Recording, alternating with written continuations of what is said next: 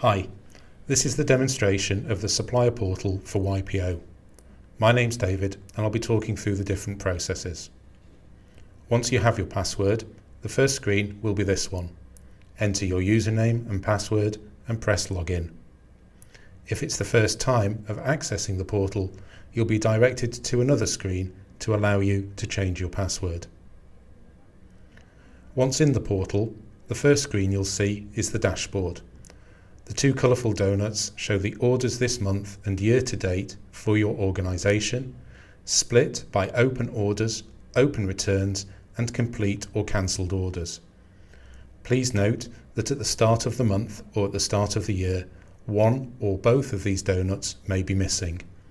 They'll appear once orders or returns are sent to you in that time period. Below the donuts is some of the supporting data, including a graph of year-to-date orders and the orders to acknowledge, orders to ship, orders pending invoice, and orders completed or cancelled. The whole of this screen is for information only. You can't action anything from here. Going up the screen and into My Account, you'll see all the details for your organisation as a whole. Your account number, account type, main email address, physical address, and the YPO contact details. Only a YPO administrator can change these details, so please contact us if you need anything changing, and there's a hyperlink in the wording at the top.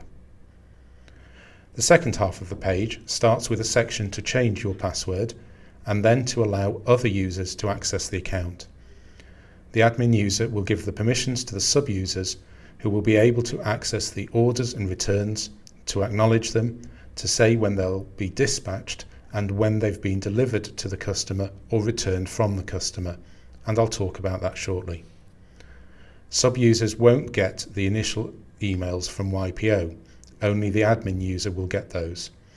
They won't be able to add additional users themselves, and they won't be able to change the frequency of email notifications.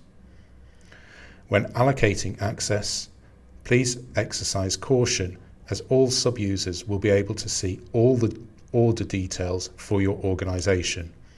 YPO isn't responsible for the internal management of the portal by yourselves.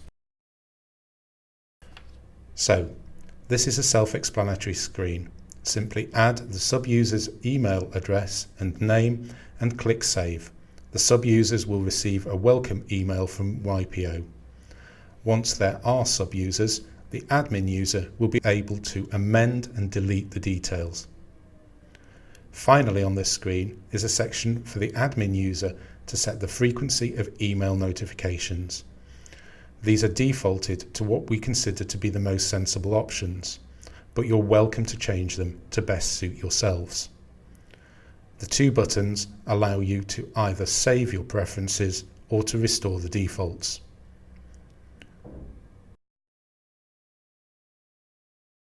Going back up the menu, the next section is Messages, and this is simply a list of all the emails that have been sent by the system. Clicking on the message will show the body of that email.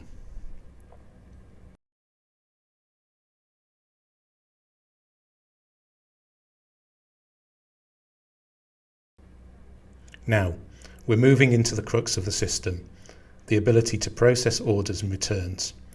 The menus for both are identical and are split by new, updated, in progress, complete and cancelled. So I'll demonstrate them for orders but not for returns as well.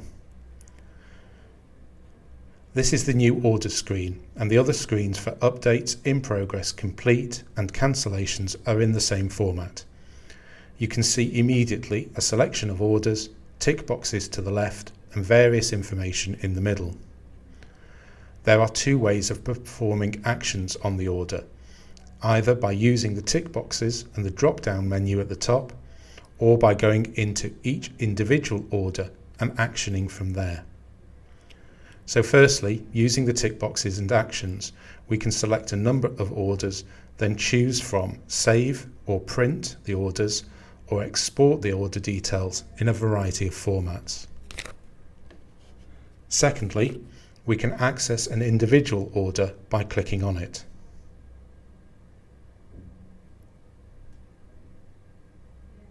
The information here is obviously more detailed than in the summary. You can see in the middle the details of the end customer, the products they've ordered, and the quantity. You'll also see that the expected delivery date has been pre-populated based on YPO's lead time metrics. This isn't an absolute, and you can change this by keying in the expected receipt date against each item line in the order. At the bottom of the page are a set of boxes designed to understand the progress of the order or return. You can input into the tracking URL and attach a proof of delivery. They're not compulsory for UK orders, but we'd very much encourage you to input them if available. Again, one of the benefits of the portal is to increase the knowledge of the status of an order for YPO and our customers, and these will very much help in that. If you're delivering an export order on our behalf, the tracking URL is still not compulsory, but would be useful. However, an electronic copy of the proof of delivery will be needed in all export orders, and you can upload it here. To the right of these are the export and print functionality, the ability to export the order in different formats or to display the order as a PDF. The critical thing to mention here is that once the order has been delivered, you'll need to go into the In Progress drop-down, select the order and enter the number of items shipped in the Confirm Quantity Shipped box. This enables YPO to start the process of paying your invoices, subject to payment terms and conditions. So, while the proof of delivery isn't a mandatory requirement, the entering of the delivery quantity is.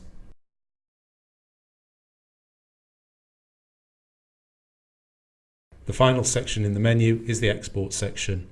Simply, this allows you to export order details. The exports here can be in various formats and for different stages in the order process. That's the end of the demonstration, and I hope it's been useful. There is also a user document available on the website.